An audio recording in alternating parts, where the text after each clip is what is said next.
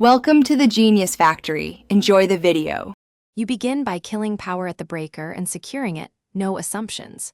Once the breaker is off, verify with a non-contact tester and then confirm with a multimeter. You should read 0 volts between hot and neutral and between hot and ground. If you still see voltage, stop and recheck the breaker. Now open the receptacle or junction box, gently pull out the device, and inspect how the conductors are landed. This first check tells you whether the hot and ground are simply miswired, or if there is a deeper fault. You now trace each conductor to confirm actual function. Use the multimeter to find which conductor measures line voltage to neutral. This is the hot. Once identified, disconnect the device and straighten wires so you can see insulation colors and any swapped connections. Reconnect the hot to the brass terminal and neutral to the silver terminal.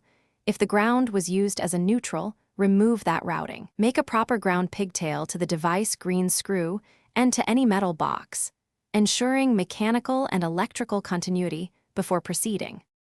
Once everything is reattached and screws are snug, replace the receptacle into the box and restore power at the breaker.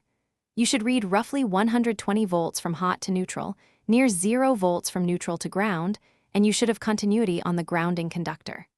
If readings are off, immediately switch power back off and check upstream junctions for a swapped splice or a shared neutral that was misconnected. If you cannot locate the source, stop and call a licensed electrician. Safety comes first. Thanks for watching. If you found this helpful, don't forget to like and subscribe.